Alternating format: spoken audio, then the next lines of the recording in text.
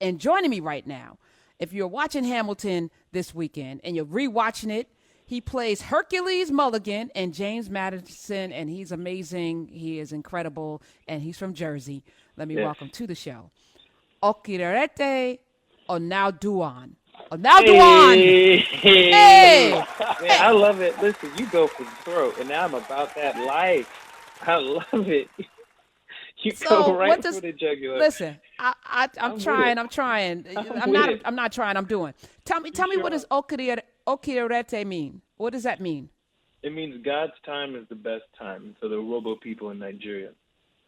That is what it means. I'm like, if you're religious in all time God's time, that was me as a smart ass kid. I was like, doesn't that mean all time is God's time? But that's basically what it means. All right.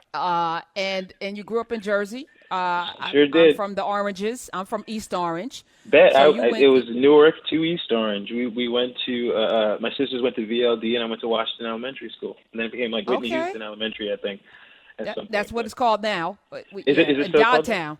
Yeah, Yeah. Well, I haven't been there in a while, but I yeah. haven't Did they either. have a McDonald's right there on Dodge Street when you were growing up? All right, we're I not gonna get can't into all that. remember. All right, So yeah, never we're mind, gonna do never it. mind. Yeah, Oh, all right. So you, football player, ended up as an actor. Like, what was that trajectory? But before we get to that, you were listening in on this conversation. So I think there's no longer any opportunity for somebody to come in and talk about your latest project without talking about what is happening in the world right now. So straight up. I'm gonna give you the platform to do that. I mean, it's and honestly, real talk. I've been saying it. I was shocked. I was expecting people to be like, "No, no, we ain't trying to talk about it." But yeah, like just for me, it's all changed. Everything's changed for everybody. You know, after watching George Floyd, and just it's just watching 8 minutes of it. You know, just in real time, seeing what's happening. You can't unsee it. You know, you just cannot unsee that. And hearing him call for his mother and what it did to everyone, put everyone in a place where they're like, okay, I can't actively ignore anymore.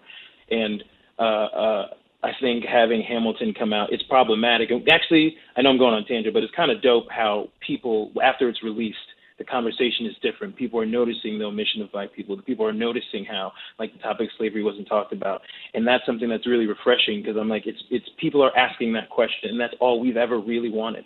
You know, I'm glad people are critically looking at the show because whenever I watch something, I'm like, isn't anyone going to ask why that's not there, or isn't that why that's not happening? So it's remarkable that in the same breath that protesters now are saying the things that white men were saying then at the birth of this country, the same motif, the same outcry against the establishment, the same outcry saying we have to change it and we have to do it, the same outcry saying like that's not the America I want to see. Let me write into law, into legislation, things that can create the America that protects us all. It's beautiful to see it echoed by the people in the street right now, Black and brown people who are saying the same thing. But at the same time, it's forcing those Black and brown people to now look at history in a critical eye and say, also, Hamilton, you did omit it, and that's not good. You know, we need to start telling stories where it's included in the narrative from the get-go, and we're at a time where that can no longer be dismissed because sales will go down. Broadway is going to be dark until 2021, right? They Mm-hmm. just announced that, and that's going to impact a whole lot of people, a whole lot of jobs. But it's interesting. Part of the reason they said that we're propelled by hits like Hamilton and Dear Evan Hansen and The Lion King, of course, and Phantom of the Opera, that the industry was coming off of two consecutive record-breaking seasons, $1.5 billion in gross revenue. So part of the success allows for Broadway to take this time during this pandemic and be ready and not have to rush back because there is so much. I think about two things. First of all, you said Hamilton is true. Watching that, it does. I was asking this question yesterday. If Hamilton came out now, if there was no COVID, but the George Floyd thing, would it have been as big a success? And also the leaving out, the omission of some very key things, was that on purpose? And was it to spark conversation? And did you question it when you were in the play? It was on purpose. I did question it, and I don't think it was to spark conversation. I think at the time when it was made, we were not where everyone is willing to talk about the elephant in the room. You know, it's the same thing. I was just talking to I was talking to a dear friend of mine. I said, you know, in the past, for any oppressed person, if we there's a moment where I was like, I can call you out on that weird thing you said, but then it'll shift the room and everyone will be upset that the room is kind of shifted, that I pointed out. So like, I'm just going to eat it unless you call me like the N-word. You know, I was like, then I have to say something. But if it's not that far, I don't want to really disrupt things. And that's been the problem, and that's been a passive form of oppression that we've been experiencing. And I think everyone at that time, I thought that. I was like, I did have issues with it. And I was like, well, it does make sense. It's doing a lot of things. It is making Black and brown kids interested about history. It is putting like hip-hop and R&B music in the forefront. You know, it's doing all of those things, and you can't do it all. Almost like how a politician can't pass a perfect bill. There's going to be some parts of it that's not good just to get it through the door. So, yeah, I was aware, and that was how I kind of like reconciled with myself. Was like, there is a lot of good and there is a lot of great going. And I think a beautiful after effect that no one saw is that omission now helps to further the conversation about why we omit and how we shouldn't. And I think that's something that accidentally happened. That's really, really brilliant to me, and I'm very proud of it.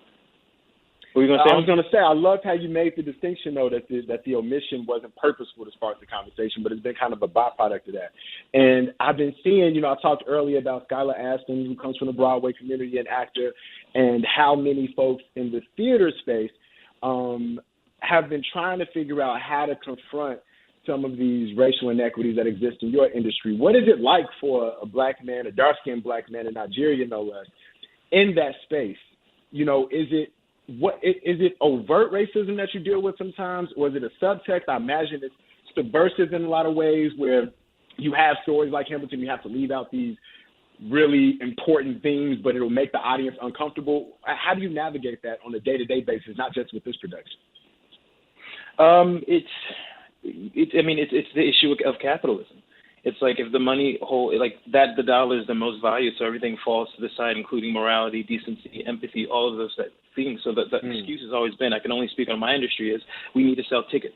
It's not about this. We need to sell tickets. It's universal. Right. This looks more universal, more white faces, more white stories, more friendly stories. It will sell tickets. It's all about selling tickets. So it's not really about race. And I think we're just kind of past that. We're past the point where we have to value it. So fine. Whatever, you need to sell tickets. I'm asking you to take a risk in not selling tickets to put this story out there. Then let's do that. If that's what, because I think we're at the time where that just has to. They're already making money. They're making money, and it's like shows fail all the time that are not diverse at all, that are full of like just white people, white stories, and they're just not written well. But you take that risk. So I'm just saying, just then take that risk with these stories, and let's see. But I don't know.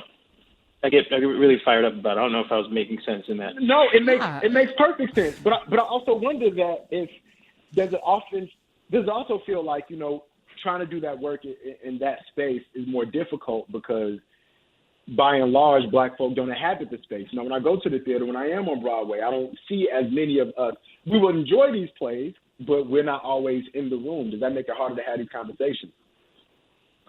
I mean, yeah, absolutely, it does. And you just pick and choose your battles. I always think of it like a woman in the sexist workplace. You just gotta, she can't fight every dude that like comes at her some way. You just have to pick and choose. And then at the end of the day, like you just have to do it because I am not whoever's at the top ain't trying to hear me.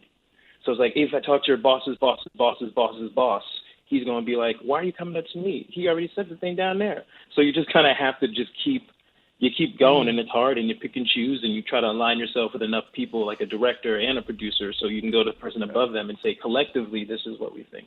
And for me, that's the key, is to get in multiple levels of this thing, get enough people of like mind, so then we become a solid unit to say, actually, this is not what we would like. But it's hard to do that. Seen. Well, yeah. I mean, hashtag, time's up, hashtag, all of the hashtags that are out there came with this Oscar's so white, it's now things have to be looked at differently. We're talking with Okieriete Onaodowan. His handle is Oak Smash. So his nickname is Oak. And the smash part, is this sexual? I don't know. What is this? What is this handle? No, not at all. I'm a big fan. Is that what you do? I'm a big fan. You trying to set me up on this? I'm a big fan of the Hulk. So it's like a Hulk smash, Oak smash. So it's a nod to the Incredible Hulk. Okay. All right. And I want to get in your pockets a little bit. Out here in these streets. I did. I mean, you put yourself out there, Oak smash. The money, $1 billion, right? One play broke a record, right? Your play broke a record. And the cast is amazing. Again, a lot of diverse people playing a lot of white folk, which I loved, by the way. Singing was amazing. How do you get paid? I'm just like, was Hamilton enough for you to retire? I just wanted to know. Absolutely not. Absolutely not. Ain't nobody retiring off a musical. Like, no shade to the industry. It's just real. It's like, no. Doing the play itself is not enough to retire. I mean, like, we got paid and we fought for a lot. The cast had an unprecedented deal that we fought for, so we got like some money, a percentage of what the show brings in, which will help sustain any struggling artist. But like, it's nothing compared to, whatever Robert Downey Jr. is getting paid for like a movie. That's the hardest thing about theater is that we work so hard and we do so much, but still, before our show, we're auditioning for a TV show. So like, I've literally shot episodes of things and then done Hamilton at night because it's not enough actually to retire off of. Not at all. But that's why we do it, because we love it. Okay, I was going to ask, so, the pivot into television and these other things, I'm just, why do you even do this? You know what I'm saying? You're a guy that, what other options? I'm sure your parents probably want you to go become a doctor or something. You come from that kind of household. I'm reading up on it. What happened when you came home and said, I'm going to be an actor? They're like, sure, go to college. I was like, yeah, that's nice, but you're going to college, right? That was their main concern, and because they're immigrants, and like most immigrants, the number one concern is guaranteed stability. It's like that's why they go for those jobs. It's guaranteed, and you always need doctors, you always need lawyers, you always need that and prestige. So it took them a while to come around, but when I started making money and I get like maybe a review here, and things start happening, and then they come around because they realize like, oh, you actually can make a living from doing this. But I actually think it's great that most immigrant parents don't really have too much faith in their children, because it really forces us to like go out and be like, work hard, do it first, and then the love and adoration comes. So it's like sneaky what immigrant parents do. I get it. I see you. I see y'all. Oh, you speaking my life experience right now. I'm like, that's so valid. Where your people from? Man. Where you from? Ghana. You Ghanaian? Oh, yeah. Hey, I didn't know that. What's up? Yeah, cousin. Yeah. Wait a minute. So now that changes things? I mean, it's like someone being here is like, oh, you from Brooklyn? I'm from Brooklyn. The same thing. See, I see you trying to come for me. You think Terrence is sneaky.